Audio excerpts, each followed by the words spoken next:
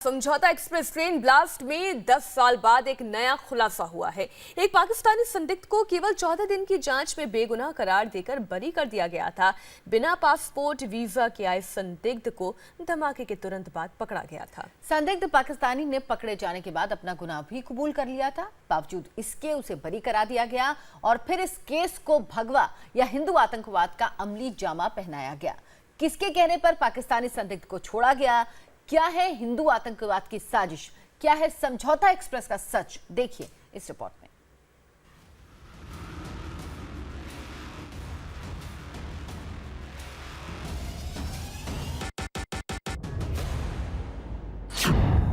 इस तस्वीर को ध्यान से देखिए। ये एक पाकिस्तानी नागरिक है, नाम है अजमत अली। इसे 2007 में हुए समझौता ट्रेन ब्लास्ट के मामले में जांच अधिकारियों ने गिरफ्तार किया था। लेकिन आपको जानकर हैरानी होगी कि अजमत अली को महज 14 दिनों के अंदर बेगुनाह करार देकर छोड़ दिया गया, जबकि उसने अपना गुनाह कबूल किया था। लेकिन पुलिस ने अदालत में इसे केस से बरी करने की अपील की। अदालत ने पुलिस की बात पर यकीन किया और उसे बरी कर दिया। यह हैरान कर देने वाला खुलासा किया है समझौता केस के जांच अधिकारी इंस्पेक्टर गुरदीप सिंह ने। गुरदीप सिंह ने 9 जून को अदालत में बयान दिया कि अजमत अली के पास वैध कानूनी दस्तावेज नहीं थे। उसे अटारी बॉर्डर के पास से जीआरपी ने 1 मार्च 2007 को गिरफ्तार किया था। गुरदीप सिंह के मुताबिक ये सही है कि समझौता ब्लास्ट में पाकिस्तानी अजमत अली को गिरफ्तार किया गया। वो बिना पासपोर्ट के, बिना लीगल ट्रैवल डॉक्यूमेंट्स के भारत आया था। दिल्ली, मुंबई समेत देश के कई शहरों में घूमा था। मैं अजमत अली के साथ उन शहरों में गया जहां वो गया था। उसने इलाहाबाद में जहां जाने की बात कही वो सही निकली। लेकिन अपने सीनियर अधिकारियों, superintendent of police Bharti Arora और डीआईजी के निर्देश के मुताबिक मैंने अजमत अली को कोर्ट से बरी करवाया। अब सवाल उठता है कि अजमत अली को महज 14 दिन के अंदर कैसे छोड़ दिया गया? क्या इस पाकिस्तानी संदिग्ध को छोड़ने के लिए जांच अधिकारियों पर किसी ने दबाव बनाया? पुलिस ने 14 दिन के अंदर ही कैसे तय कर लिया कि आरोपी अजमत अली बेगुनाह है? आपको बता दें कि समझौता ट्रेन धमाके के बाद 2 चश्मदीदों ने बम रखने वाले का जो हुलिया बताया था वो अजमत अली से मिलता जुलता था। चश्मदीद शौकत अली और रुखसाना के बयान से जो स्केच तैयार किए गए थे, उसी के आधार पर अजमत अली और मोहम्मद उस्मान को आरोपी बनाया गया था। अजमत अली ने पूछताछ में कबूल किया था कि वो पाकिस्तानी है। उसके पिता का नाम मोहम्मद शरीफ है। अजमत अली ने अपने घर का पता बताया था हाउस नंबर 24, गली नंबर 51, हमाम स्ट्रीट, लाहौर, पाकिस्तान। गिरफ्तारी के बाद अजमत अली को अमृतसर की सेंट्रल जेल में भेजा गया, जिसके बाद लोकल पुलिस ने अजमत अली को कोर्ट में समझौता ब्लास्ट केस की जांच को हैंडओवर कर दिया। जांच टीम ने 6 मार्च 2007 को कोर्ट से अजमत अली की 14 दिन की रिमांड मांगी। अजमत अली ने पूछताछ में कबूल किया कि वो 3 नवंबर 2006 को बिना पासपोर्ट और वीजा के भारत आया था। अदालत ने भी इसी आधार पर अजमत अली को 14 दिन की पुलिस रिमांड में भेज दिया था। पुलिस ने उससे पूछताछ की, जिसमें उसने कबूल किया कि हिंदुस्तान आने के बाद वो दिल्ली, मुंबई, गोवा, कानपुर, इलाहाबाद, शिकोहाबाद, सूरत और अजमेर शरीफ समेत देश के कई शहरों में गया।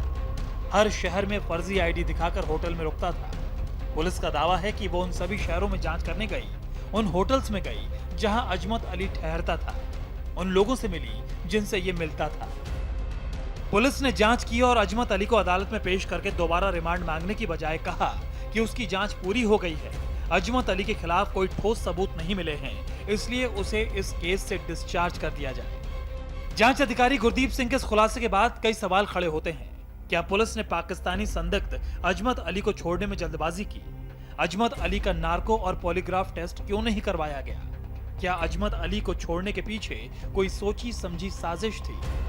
आपको बता दें कि तत्कालीन मनमोहन सरकार ने कहा था कि समझौता ब्लास्ट के पीछे लश्कर तैयबा का हाथ है, लेकिन जांच बढ़ने के कुछ ही दिन बाद इसमें अचानक भगवा आतंकवाद का नाम सामने आ गया। सवाल उठता है कि ब्लास्ट के पीछे जिस लश्कर मॉड्यूल का हाथ बताया जा रहा था, उसे एकाएक हिंदू टेरर का नाम कैसे दे दिया गया? इसका जवाब 21 जुलाई 2010 को बंद कमरे में हुए कुछ अधिकारियों की मीटिंग की नोटिंग से पता चलता है।